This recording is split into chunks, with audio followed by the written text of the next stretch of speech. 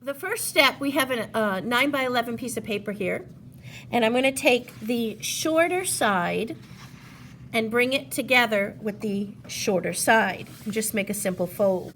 In the left side, we're going to draw this rabbit almost to the top of the page. So we're just going to go down about a finger from the top of the page. So we go to the middle of our page, jump over to the middle of this half, right here, and just next to that is where I'm going to put my line. So I'm going to jump down about an inch and put a short line. This is the center of this half. So go ahead and do that now. Once you have that in place, now we're going to continue the rest of the picture. I'm going to curve down and over now. So I'm going to come over quite a bit. So I'm just curving down and over. This forms this head here. Down and over. Below this line here, directly below it, whoop, I'm going to do a circle. The circle is about the size of the inside of my fingernail. It's the size of a pea, a vegetable pea. Then we're going to draw around that circle for the eye. Then I'm going to come and do a diagonal down. And then I'm going to go up. And I'm going to connect that together. That's going to form the little rabbit nose. This is the side view of the rabbit. It's called a profile. Coming down diagonal, slightly down in a curve. We can come over diagonally. This forms a little mouth. We can put some whiskers in here. One, I kind of flick it, go down, over. See how it forms almost an A shape, capital letter A? And then I put one in the middle. Oops, that wasn't a very long one. I can add a few others in the middle. I kind of take my pencil or pen and I just pull it. Pull and lift. And I do the same on the top. 1, 2, and one on the other side.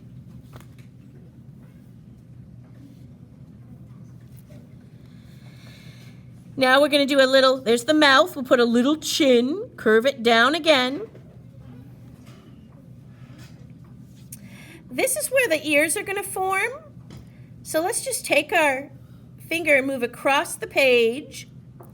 See that eye, we go below the eye, and we're going to go, I'm lined up to the eye, and I'm going to go over a little bit more, kind of in the mid area of the whiskers, and I'm just going to connect this together.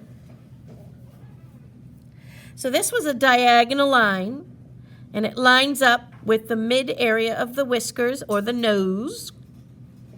So it's kind of a lopsided ovally shape.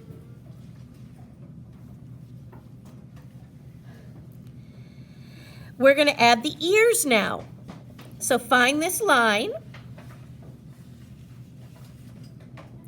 We're going to go diagonally down and out toward the edge of the page. So watch how I'm going to do this. I'm not touching here, I'm skipping a space. Diagonal out toward the edge of the page. That's going to form a line that's inside the ears. I'm going to drop down again, come down, whoop, do it again. I didn't quite touch the edge of my page. Now I'm going to curve around. So watch how I do this carefully, and then you do it. I'm going to start here. I'm going to go up and then curve down. So watch me. Starting up, then I come back down and curve right around and touch the line. Now I'm going to do the same.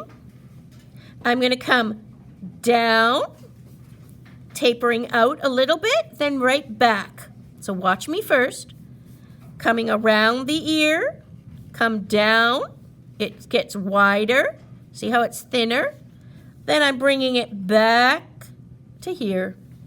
I didn't quite connect it together. I left a little space. It forms almost an elongated kind of football shape where it's thinner at the edges, on the ends, and gets wider in the middle. If this is just a big U-shaped curve, that's okay too.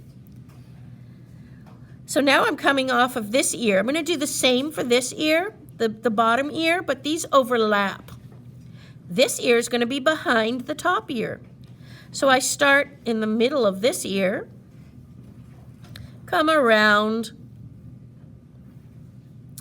Now I'm going to do the same. I want it to come thin at the ends, get wider toward the middle, and then thin where it meets the rabbit's head. So I'm coming out and then back in. So coming over, diagonally up, and then diagonally back in toward the middle of or the center of the ear here, or the end of the ear here. So this makes the inside of the rabbit's ear. Now we're going to come just a little bit. We're not going to start it at the very end of the ear. We're going to jump over here, and we're going to bring our line just gently and slowly. I kind of did a little wave. It's not a straight line because the bunny's body is kind of a naturally occurring body, and it has movement and curve to it and softness to the fur, so I don't want it to be a harsh straight line. So I kind of came down diagonally, and then I curved it inward a little bit. And now I'm going to bring it right to the almost edge of the page. So it's kind of a wave, but don't do a drastic wave. Now, if you take the eyeball and drop down straight, so take your finger on the eyeball, drop down straight. I'm stopping a little bit below the ears. So I'm going to take it down straight below the ears, and I'm going to put a mark right here and a mark on the other side of my finger. I'm going to make a paw now. See how his paw kind of drops down? So we're going to go like this. We're going to come down, down and over, around, and back to that line. A little bunny paw. Now this bunny is perching up.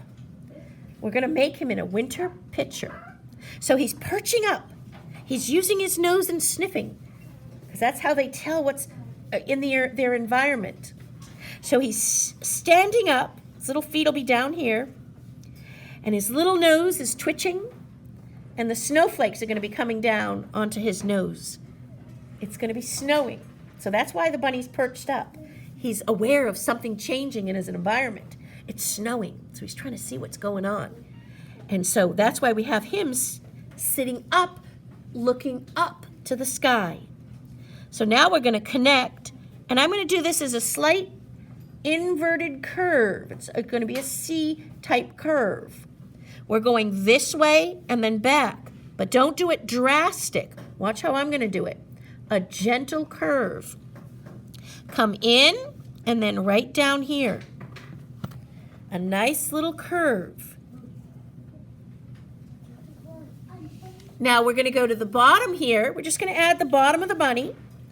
So somewhere in this area on the left side of his paw, we're just going to come down and around in a gentle curving line. We're going to have snow at the bottom here because he's in the snow. So we don't have to see the bottom of his feet. So this is going to form, now this is our bunny looking at the snow.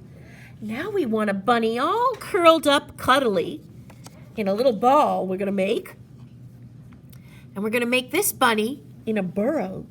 He's tucked in warm in the burrow where he rests over the winter.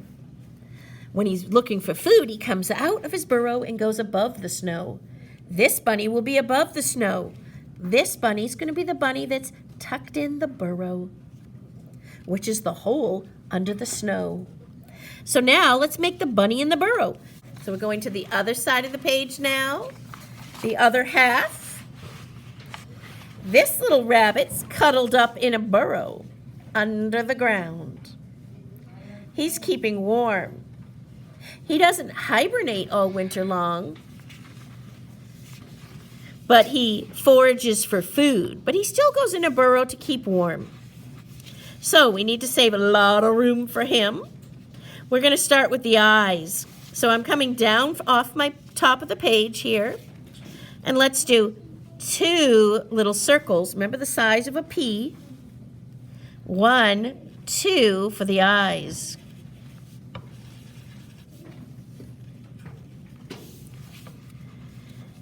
Now I'm going to draw around that circle really close, right around that circle. I'm going to find the center of the 2 eyes and drop down a little bit and draw a letter V. His little nose. And then I'm just going to kind of curve up and around to the middle, up and around to the middle. It almost forms a heart. And a little line underneath. And it's going to be a nice little fat rounded U shape. So watch how I do it. Down, up, around. Down, up, around. It's kind of a fat curve. And a little chin. Down and up. And these are going to be shorter whiskers. Let's put some dots in here for a few little dots. And then the whiskers are going to come up, down, and in the middle. We'll put a couple in the middle. Up, down, and a few in the middle. Now we're going to put a little line on the top of his head. And we're going to do the ears. One curving this way. We'll have them both curving the same way. He's tucked in that burrow. And on this side, curve it over. Now I'm going to draw around the ear. So I'm going to come around, up, around, and then I bring it down to the head. See how I make it a little bit wider at the bottom? I come out to the head. I can connect that here as well. This, I'm now going to connect. This is the inside of his ear right here. We're going to do the same on this side, but I'm just going to come around and down to this ear. This is the inside of this ear. Now I'm coming from the tip, around and over. And I'm going to bring it right back to the head. Just a simple curve. My little bunny face tucked in. Now I'm just going to come around here with a slight curve for the bunny head. I'm going to do the same on this side, just kind of curving around.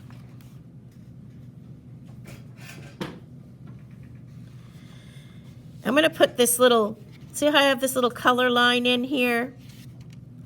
I'm just going to put a number 1 and just give some furry lines.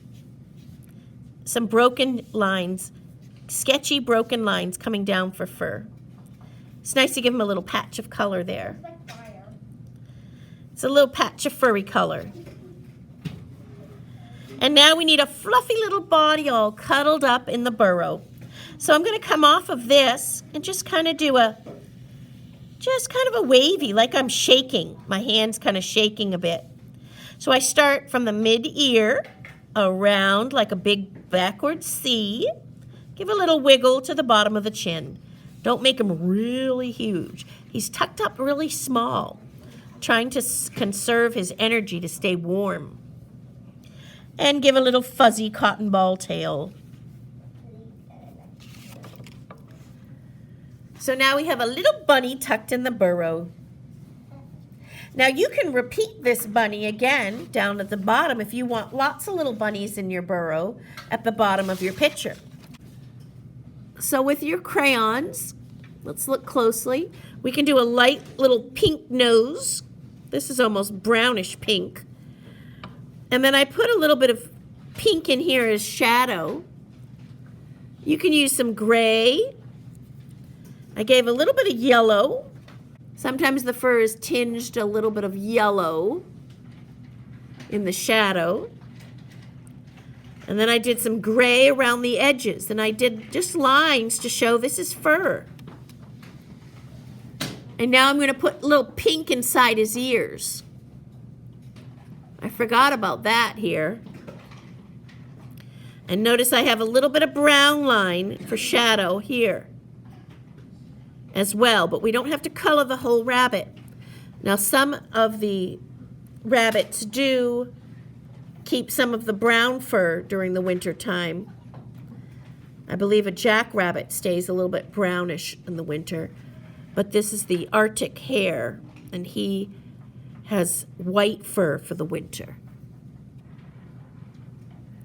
So if you want to add a little bit of brown in here, you can.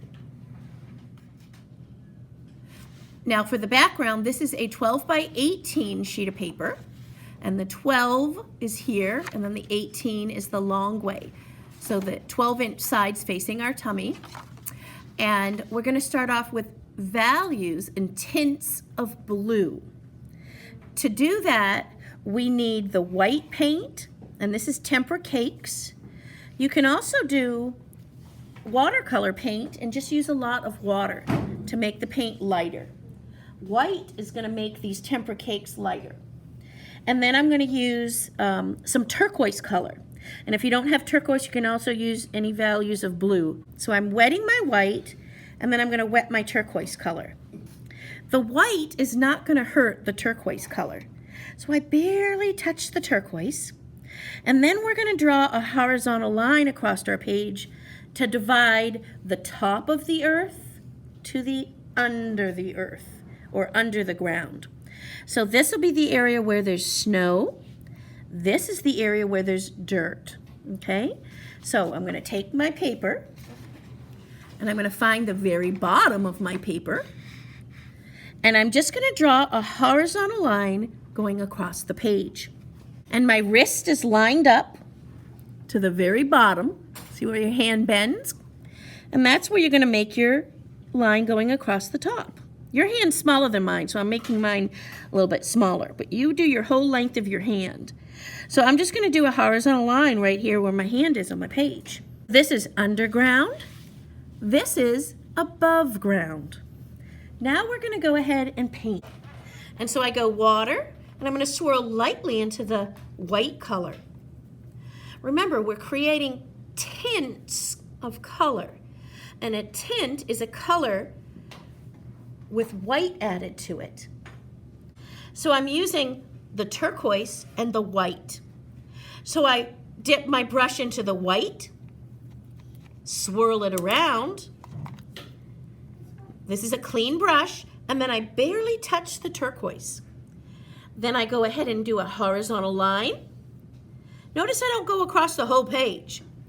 So then I do it again. Wash my brush, go into the white, swirl it. Then I barely touch. I kind of do a couple pats, a couple strokes on top of the blue. And then I do it again. A horizontal line. Wash the brush. Then go back into your white and add some white on the edges. And that'll blend the color and make the color lighter. Adding white to a color makes a tint of color. And we just want tints of color for the blue. We do not want dark blue color, so I'm adding white on top, blending it in. Now we're going to do this And we're going to continue going up the page. So listen to the process so that when you do it, you can remember these steps. So we wash our brush, go into the white, then I barely touch the blue. So I'm going to do a few strokes on the blue color where my white is. That'll pick up some of this turquoise blue color on my brush. Horizontal line, back and forth. Wash the brush really good. Go into the white. Add the white on the edges, and it blends the blue into the paper. Water, then I go into the white. Add white to the edges. So you want a very light tint of color.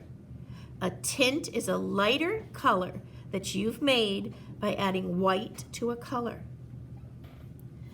Okay, and you're going to do this through the whole thing. Wash your brush, add white, put a little bit on this side, white, touch the blue a little bit, and then I'm going to wash my brush. You can add water to the edges if you want to blend it out some more. Blend it in.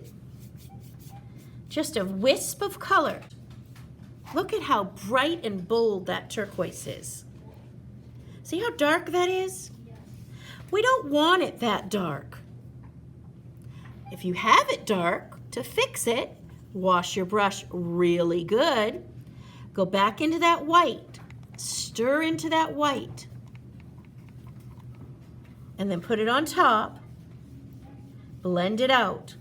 Sometimes you need to even wash your brush again and repeat the process by adding white. When you add white to a color, it makes a tint of color. So you're going to do this process all the way up to the top of the page. So now I'm going to do the same with that brown. I'm going to wash my brush real good, and I'm going to wet the brown a little bit. And I'm going to just go into the brown, and I'm going to add the line for the underground. And this is where the dirt is, and the roots will be underground. So I'm just adding brown with the tempera cake. And then I'm going to treat this like a watercolor. And instead of adding white to lighten my brown, I'm just adding water. So I'm doing horizontal lines of brown, and then you can just add water to your edges, and that'll lighten it up for you too. And then let's think about what's in the ground, if you've ever dug in the ground. You can add some rocks underneath here. I'm just going to use a little bit of this dark purple here just to give a little rock color. I'll mix it with some brown. That purple will make the brown a little bit darker. So I'm going to barely touch that purple. You can use even some black for rocks and just little ovals. And vary the size. You want some small, some bigger, and do some darker brown dots for rocks too. That works. Our next step is to do the trees. And you can do the trees with pieces of newspaper, and that'll give you some nice texture to your tree. It makes it look like a birch tree. You can take strips of construction paper in gray, and then if you take a little bit of gray color, to make the gray, I'm just going to take a little bit of white and bring it into my black and barely touch the black. And if you paint horizontal lines on this with black, then we'll cut them out, and this can be our birch trees. So we're taking narrow strips of construction paper, and my lines are horizontal. And it's going to give the same effect as the newspaper. You can even paint white on the newspaper if you want to do that. and have an interesting text with it. And then what we're going to do is we're going to be cutting strips once this dries for our trees. So here's a strip and another strip here. And we just simply, I do it at the same time. I just put my two pieces together. And this is strips of paper. And it's going to be for my winter trees. And they're about as thick as my finger when I cut my strips. Now we're going to collage on the trees. And for my trees, I'm going to be using the paper strips we painted with gray background. And we're going to just simply open up the glue bottle, hold the cap at the bottom here where it's white, and twist to the right. Listen for the sound. And now my glue is ready to go. So I'm going to be working on the top part here of the painting. And these are trees in the background. So I simply just take the paper strip, flip it over, do a very thin line of glue. Then I'm going to take another paper strip, place it on top, and I'm going to pull it off. Now I've glued two strips with one line of glue. Now I'm going to decide where I want my trees to be, and I'm going to be putting the darker trees. If you have two colors, some of you might not have two different colors. I'm going to put some trees down lower, and if you do have two different color strips, then the lighter trees are a little bit higher up in the background. And I'm going to do this the same again, adding a very little bit of glue, very thin, pressing down. It's kind of like making a sandwich. You've put them together, pull them apart. You have to do this quickly, otherwise they'll stick together and dry.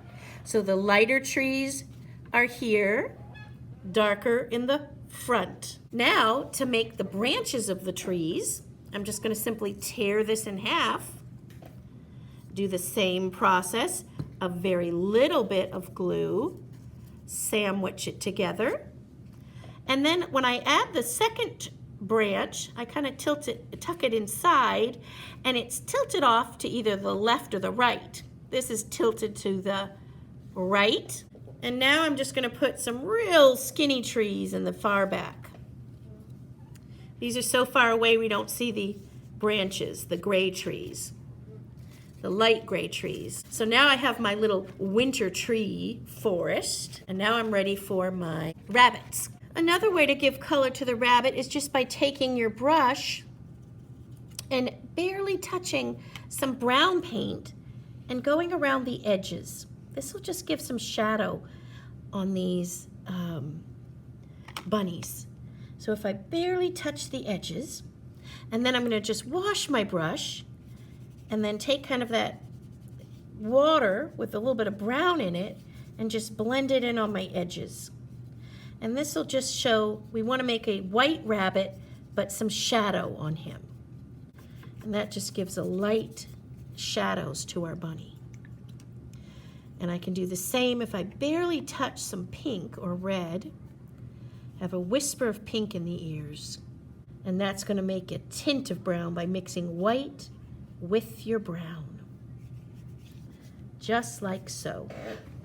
To make the rabbit burrow, we're going to take the smaller bunny, place it onto some brown construction paper, and then we're just going to draw very closely around the bunny. Real close. And I'm doing it with a black marker. You can make the tunnels if you'd like, and just do a diagonal lines coming up like this, or you can just leave it as the burrow. That's up to you. I'm going to place a small amount of glue, and then I'm going to just turn the burrow to the back side, and I'm going to rub it together. I'll put a little bit more up here on the tunnel, and then I'm going to glue the tunnel with the little burrow, which is his little hole that he lives in. And then I'll put the rabbit inside. And he's tucked in warm for the cold weather. And the last step is to add a few little snowflakes to your picture. And you can do that in a variety of ways. Here I just stamped some snowflakes on a darker paper or even a lighter value light blue paper, and I used a snowflake stamp like this. And there's even snowflake stampers like this that you can dip in paint and stamp on. What I found I liked the best is one of these that had more of a lacier look to it. You can also fold your own snowflakes, make them out of paper, but this is a little bit harder for young children to do. But this looks really beautiful. And even layering these snowflakes with cut paper looks real pretty too. So you can have fun designing with your snowflakes. Here's another idea of snowflakes. This will be easier for younger kids. You can hole punch the circles so it's easier for them to cut out, or just have them cut them out. Here's a small hole punch. It's about 1 inch right here, and then they can decorate this with radial designs. That looks pretty too. Even stencils, if you have a snowflake stencil, and then put it down, and then the kids can press their white paint into that. That would work as well. You can make your own stampers. I just took one of these sponge daubers and I cut in some grooves, and then you can stamp those down for snowflakes. Now I have my snowflakes done the way I like them. And now I'm going to work on the area where the earth meets, or the snow meets the bottom of the earth. And so I'm going to take a cotton ball and I'm just going to unravel it. So I'm going to pull the outer side out and then just unwrap it. And this is going to go along this line here. And I'm going to fluff it up a little bit. You can pull it out a little. So it's not a straight line. You don't want it to be a super straight line. And then I like to just run my finger through it like this. And then I can press this on. I want it to be under the rabbit. And then I'm going to take another one and do the same thing. Fluff it up a little bit. And then glue it down. I don't want it in the dirt. I just want it above, right on the line where both meet. And so here we have the whole picture. Let's look up close and see.